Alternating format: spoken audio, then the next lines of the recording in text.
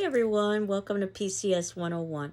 This is for our class for Thursday on the 22nd, where we are continuing on with our readings, specifically Chapter 7, Organizing and Outlining, Chapter 8, Beginning and Ending Speeches, and Chapter 9, Warning Speeches. So I had indicated I wanted to put most of the textbook readings up front before you actually had to start delivering speeches. And in terms of delivering speeches, I had indicated that if you were interested in delivering your speech live via Zoom, to please contact me. And I haven't heard from any volunteers, so I'm assuming that you are not interested in doing that, which means that all of the speeches will be posted onto Moodle. For speech number 1, what I will do is I will create a folder on our Moodle site, which you can upload. And speech number 1 will be due on the 13th of October, so we've got a little bit of time before we actually put it together. And you'll keep in mind that it is a 5-minute speech where you're being asked to introduce yourself to the audience, an autobiographical speech. So you're at the point at this in this part of the semester trying to make decisions about, do you want to do a life overview for your 5-minute speech, and if so, what elements would you focus on?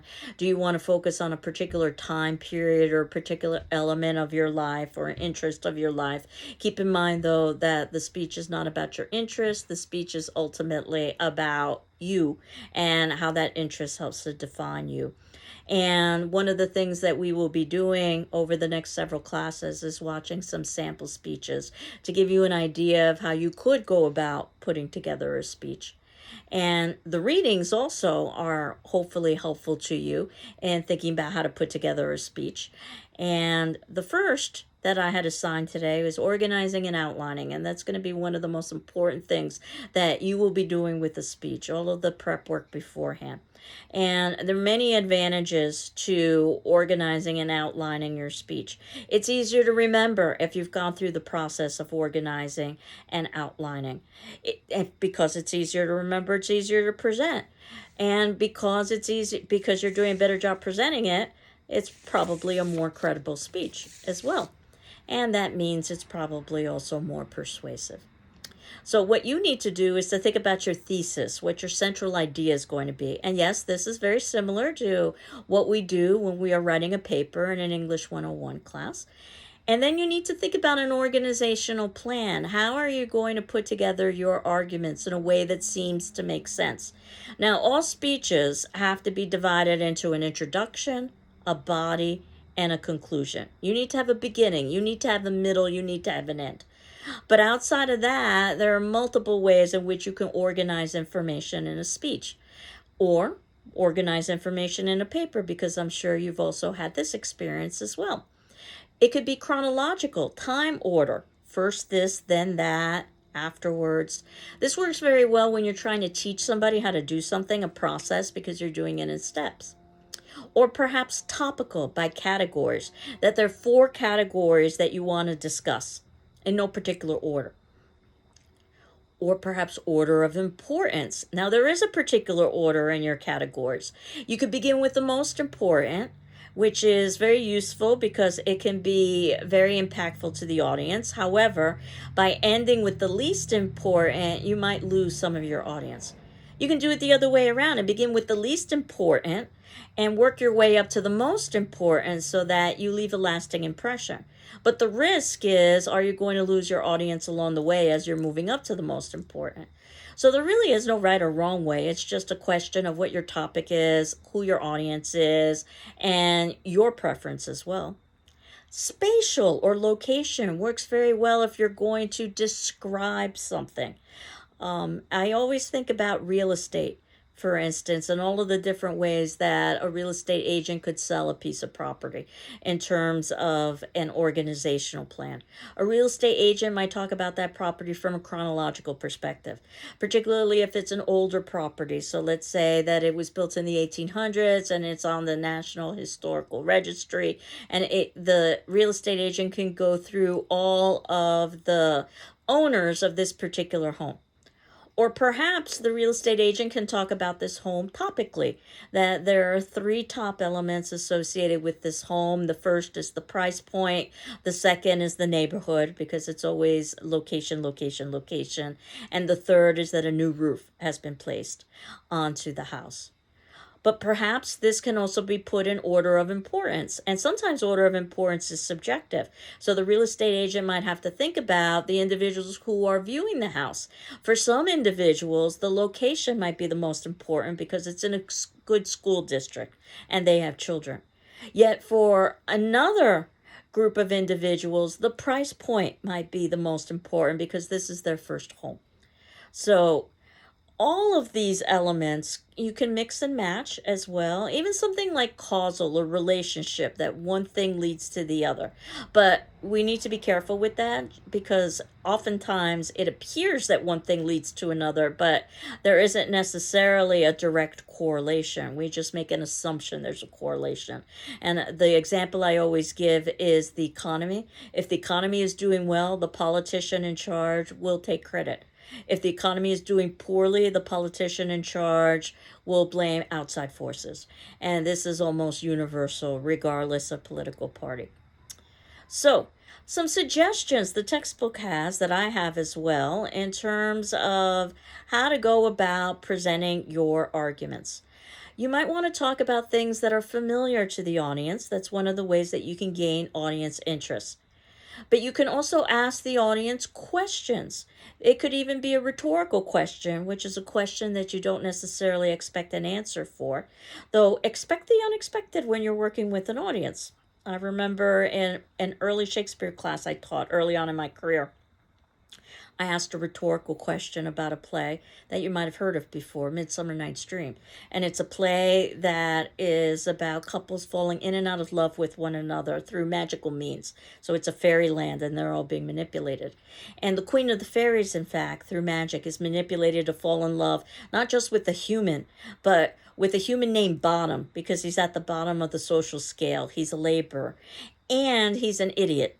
And also, he has been transformed through magic into an ass because he acts like an ass. So the rhetorical question, is how can someone of the beauty and the sophistication of a fairy fall in love with a literal and figurative ass? And my rhetorical question to the class is, well, how many of you have fallen in love with an ass? And I expected chuckles. I actually got some responses there, which was to show how Shakespeare really is about timeless and universal themes, that we all are blind when it comes to love, or most of us are blind when it comes to love. Problem solution. This works very well for a persuasive speech to try to identify that there's some issue that needs to be addressed and you're going to provide some possible solution or at least partial solution.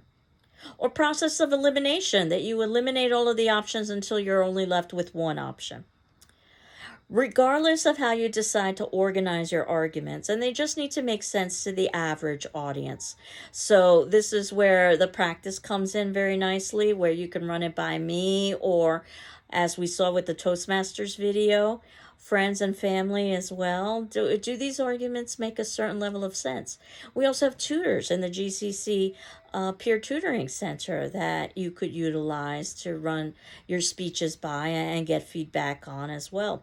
But you do want to have a speaking outline. And the speaking outline, I liken it to the net a trapeze artist has used. I believe I've used this analogy before, that a trapeze artist would be foolish not to use a net because they might fall, and the net would prevent injury. However, a good trapeze artist doesn't fall, so they probably are not using the net. And I liken that to the outline, that the process of putting together the outline and practicing might be enough. So you may not even need to look at the outline, but the outline is your safety net, so to speak, in the event that you do need to look at it. And a speaking outline is different from a written outline. So when you're writing an outline for a paper, you want to try to be as detailed as possible because then there's less work for you to do in the construction of the paper. Very different with the speech. Your speaking outline, you want to have key words and phrases so that you can easily skim, because what you want to do is to keep eye contact, whether it be with your audience or the camera, because the camera is basically the substitute for your audience. And you'll notice that the kinds of notes that I've been including at the bottom of our videos would be similar to what would probably be useful as a speaking outline. In fact, that's what I'm using as my speaking outline right now as I'm delivering this. So I can look down quickly and find keywords and phrases in the event that I needed some guidance. It's a place too where you can list stage directions to yourself. So if you wanted to show a prop, I've even had students remind themselves to breathe, because as we established that breathing is oftentimes something that is not necessarily done well in times of anxiety. We tend to breathe very shallowly and irregularly. I can't remember if I told the story or not, but I was once in a women's self-defense class, and we were told if we were ever attacked to yell out no. Most of us assumed it was to draw attention to ourselves, but that was secondary. Really what it was to force oxygen into our lungs, and we would probably need that oxygen because we'd be in a situation, if we were being attacked, to either fight or flee. So we would need that oxygen. And the irony is that at the time when you need the oxygen the most is when it's likely that you won't be taking in that oxygen. So yes, I have had students on their speaking outline actually give themselves instructions to breathe or to pause. Some students like using note cards, others like using pieces of paper. I do recommend numbering them so that in the event that they were to get out of order, you could quickly put them into order.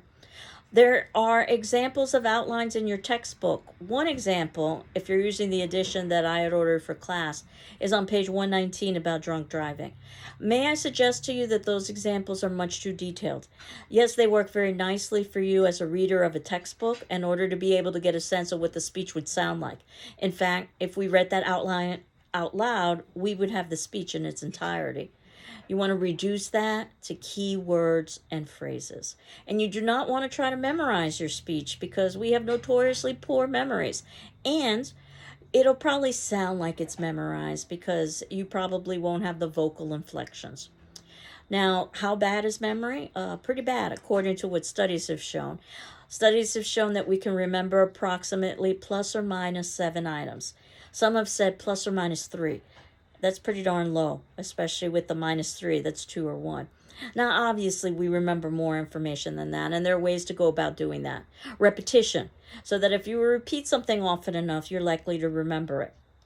Chunking, where we are grouping like items together. We oftentimes will do this with phone numbers, where we divide up a phone number into 2 elements, the first being 3 digits, the second being 4 digits. So we're just remembering 2 larger numbers rather than 7 separate digits. Or mnemonics, which means memory techniques or memory devices. So this could be something like an acronym.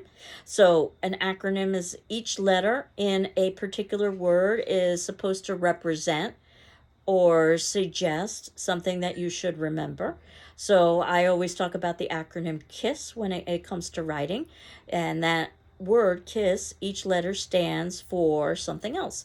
The K stands for keep, the I, it, S, simple, and then the last S, either stupid or silly, depending on how, blunt you want to be. Keep it simple, silly. In other words, you want simplicity in your writing. Oftentimes acronyms are used for classes like mathematics so that you can remember formulas, or perhaps in the sciences so that you can remember, again, large complex pieces of information. Songs as well can be usually remembered better than just text. So think about how jingles oftentimes will stay in your head. And I have a notoriously poor memory, and yet I remember the phone number 867-5309. And if you're familiar with your 80s pop music, you'll know that that was a song. I won't sing it to you, I'll spare you that.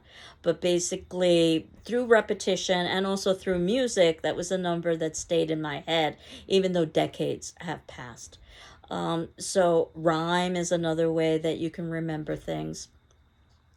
And keep in mind that if you're teaching your audience something, which is what you are going to be doing with your second speech, you can if possible, provide them with ways to remember, because that's the goal if you are teaching somebody something. Your first speech, I don't know necessarily if your audience has to remember what it is that you say, but what you do want to do is to satisfy the criteria of making yourself a little bit more well known to your audience. Obviously, you're not going to be able to share everything about your life, but by the ending, we should all get a sense of who you are in a way that we didn't know before, which I think is especially important in an online class where it's so difficult to build a kind of sense of community. So that was chapter 7, organizing and outlining. Chapter 8, beginning and ending speeches, and that the entire speech is important, but especially the beginning of the speech and the ending of the speech, the introduction, the conclusion, because of something called the primary recency effect, which means that we tend to best remember what we hear and see first and what we hear and see last. That means the introduction and conclusion. So even though the bulk of the speech will be devoted to the body, it's very likely that what we will best remember is the beginning and the end. And you've also probably had to deal with this with writing papers. How do you construct an introduction? How do you construct a conclusion? And there are many ways to go about doing that. Some techniques that would work for both, either an introduction and or a conclusion. Talking about reality, that which is real is going to get our attention. Proximity, that which is nearby, will get our attention. Familiar, that which is known to us, will get our attention. So I think about, for instance, news stories. If I see a news story about education, which is an interest of mine, obviously, I will pay attention. If it happens to be about higher education, I'll pay even closer attention. And if it's about GCC, I will read that story because this is real for me. I work at GCC. This is near to me. This is my life, and it's familiar. So of course that's going to get me to have a higher level of interest. The irony is that sometimes we want things that are not familiar. We want things that are unfamiliar and suspenseful. So I think the media does that very well by giving us not just what's familiar, but also that which is strange or unusual. Conflict, unfortunately, is something that oftentimes will bring audience interest. And again, we'll see the media utilize that to get our attention. Humor. But you need to be careful because humor can be very individual and also culturally based. We still haven't talked much about culture. We will. That's an upcoming chapter. And that ultimately, if humor goes badly, you can end up alienating an audience. Merely saying something is important gives it a certain level of importance and gravitas. So just stating that your topic is important and then explaining why. Question and answer. And again, as I had indicated with asking my rhetorical question in my Shakespeare class, that audiences are likely, if you ask a question, to want to answer it, whether to answer it verbally or at least to answer it in their own minds. Quotation. Quotation can be quite useful. Now, the quote has to be relevant to the topic at hand. And probably the best way to go about finding a quote is to use a resource. For instance, Bartlett's Familiar Quotations. It's a very famous resource for finding quotes. It's very much organized like a dictionary based on themes and alphabetical order. So if you wanted to find a quote about war, for instance, you would go to the W section and you would find multiple quotes about war, and then you could find the quote that would be applicable. That would work very nicely for an introduction or a conclusion. I do remember one speech I heard, and that the speaker actually used a quote, and it was a rather long quote, which was fine, but the speech began with the quote, and the speaker did not tell us that they were going to begin with a quote. So as the speaker was reading the quote, because they wanted the quote to be exact, what the audience was assuming was that the speaker was going to read the entire speech, which we do not want. We want to be able to see your face, your eye contact. We want you to have a certain level of informality and conversationality, as the Toastmasters video talked about. So you don't want this as you read to your audience. That you don't want. So That said, I had suggested to that student if they had just greeted us and said, "Let me begin with a quote," then we wouldn't have been concerned with the fact that they'd spent what seemed to be a considerable amount of time reading, but basically they were reading a quote in order to use that as the foundation for the speech itself. Storytelling. People love stories. And of course, a story has to be relevant to whatever topic it is that you're discussing. Personal references. And that also works very well to get an audience's attention. Again, the personal reference should be relevant to the topic at hand. A startling statement. Again, you can shock your audience, but you need to be careful. And I think I shared the story of a colleague of mine who was listening to a student speaker who was talking about being true to oneself, who began to actually disrobe during the speech. And the teacher had to stop that. And I suggested that the student was not paying attention to the purpose and to the environment and to the audience by doing something like that. They try to shock, and it was not successful. A speech that was successful, that did shock, is a speech I will never forget because it was from one of my own students. And this was in a face-to-face class years ago, and it was during an evening class, which meant that we had a break about halfway through because it was a 3-hour class. And when we had our break, individuals were eating or they were going through their notes, myself included. No one was really paying much attention. It was towards the ending of the break. And at that point, I heard someone begin to choke at the back of the classroom. And I look up from my notes and I see somebody who's choking, and time seemed to stand still as I'm getting up and thinking a million things at once. I need to call security. I need to get a hold of 911. Do I remember the Heimlich maneuver? I wasn't even able to get past my desk before another student reached the choking victim, performed the Heimlich maneuver, and out of the choking victim's mouth flew out a piece of rolled balls, a rolled ball of paper. And I remember looking at that. The rest of us did as well, and a rather surreal moment of what were we looking at, this rolled ball of paper. And the person who performed the Heimlich maneuver calmly walked to the front of the room and took to the podium and announced that what we had just watched was a simulation of a choking, but if it had been real, would we have known what to do? And that their speech for the evening was about the Heimlich maneuver. That was his informative speech. And it was brilliant in many ways. He was scheduled to speak right after the break. He had arranged for that to happen without any of us, myself included, knowing. He arranged to have a friend of his in class pretend to choke so that that would be the way that he would startle us to begin a speech about a subject that could be considered somewhat dry.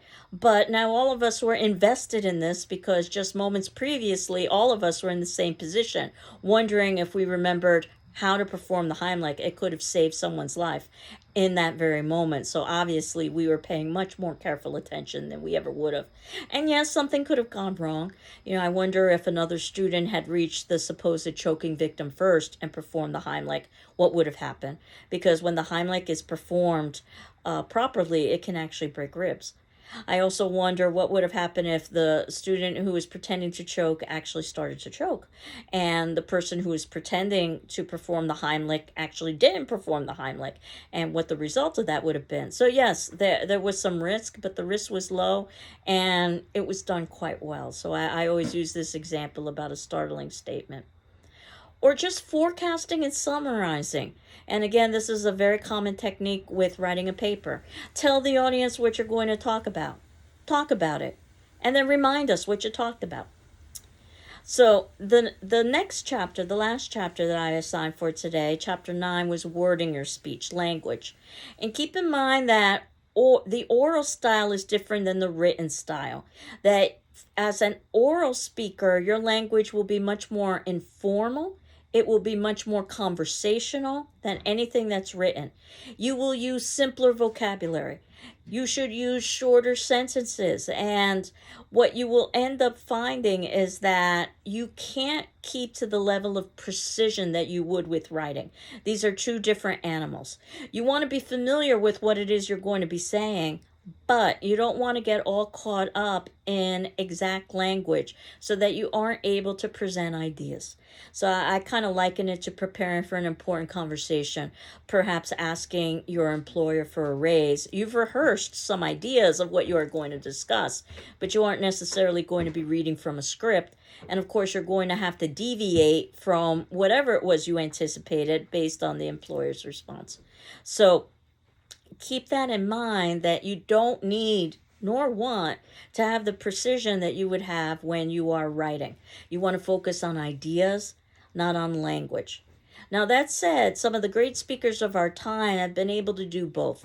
But we're talking about the great speakers of our time. Usually, what's ranked as perhaps the best speech ever given is Martin Luther King's I Have a Dream. And it's a speech that is as literary and poetic as it is inspirational.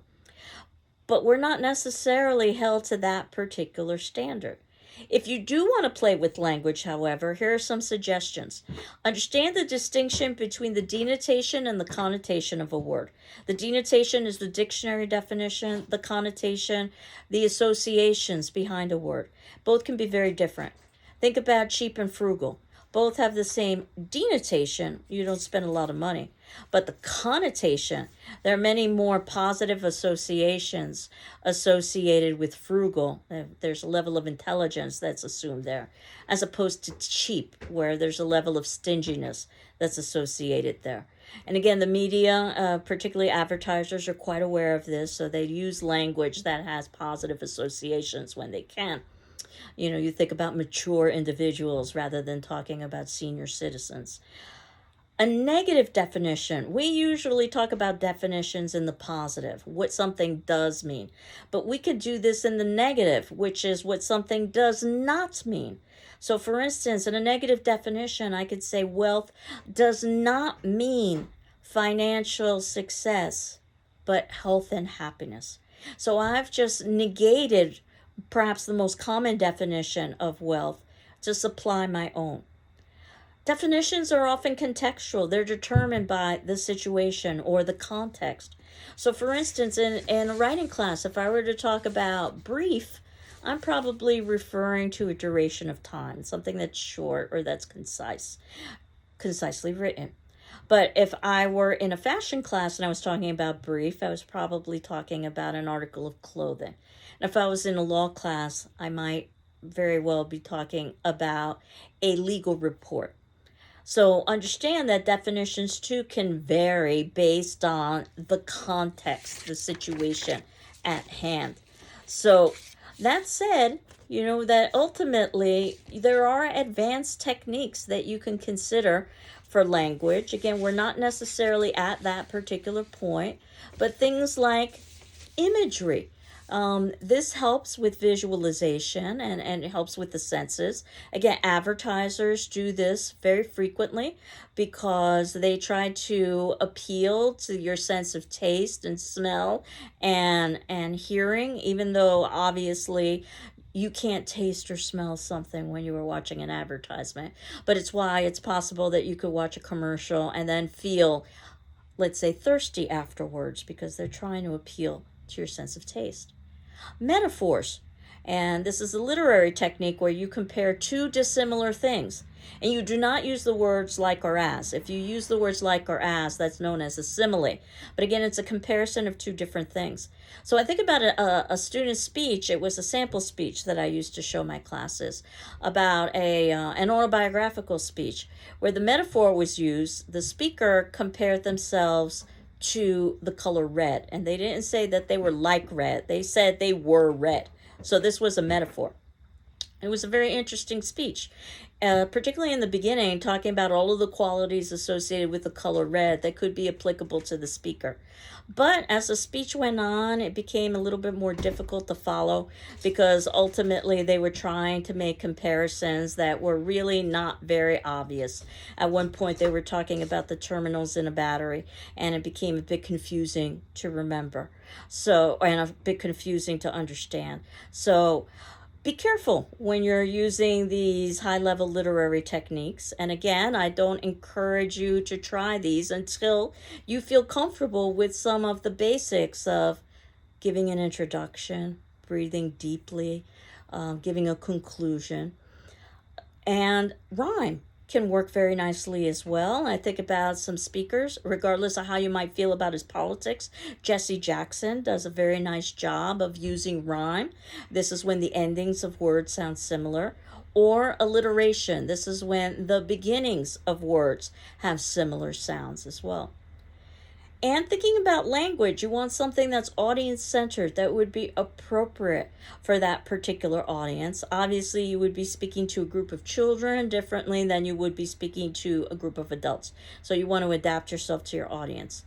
And to try to use neutral terms whenever possible. You want to try to be culturally sensitive when you can, and you want to try to be inclusive when you can. Pronouns are a wonderful example. And if you can put it in the plural and use the they rather than the he and the she, then you probably will end up being more inclusive. The reality is that we've probably all said things that have not been as inclusive as something that we could have written out.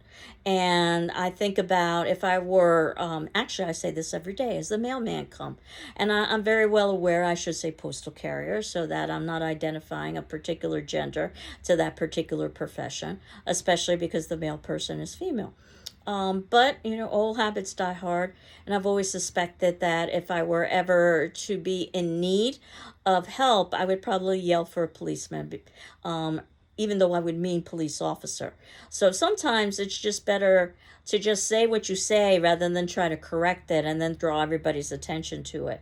Obviously, when you're writing, you can take a much more precise approach and change all of that. But try to be sensitive and try to be inclusive in your language as well. But again, language is secondary. It's the ideas that you want to be able to communicate with your audience. So this is our attendance question for our class discussion forum. This will be due on Saturday, the 24th at 6 p.m. What do you think your biggest challenge will be delivering this first speech, and why? What do you think your biggest challenge delivering speech number 1, the autobiographical speech, will be, and why? You're not required to answer your classmates or respond to them, but you are required to read their responses and my responses to their responses. And certainly you can add any kind of commentary to anyone's response, much like you would do if we were meeting in the live class and you were to raise your hand. So I hope you're doing well. I'm doing well. Next class, what we will be able to discuss is delivering your speech, which is chapter 10. Public speaking and cultural challenges. So we can talk some more about culture in chapter 4. And finally, chapter 5, understanding your audience. We'll also talk about the quiz that will be the following class. And then finally, on the 13th, our first speech, the autobiographical speech, 5 minutes. Take care. Bye-bye.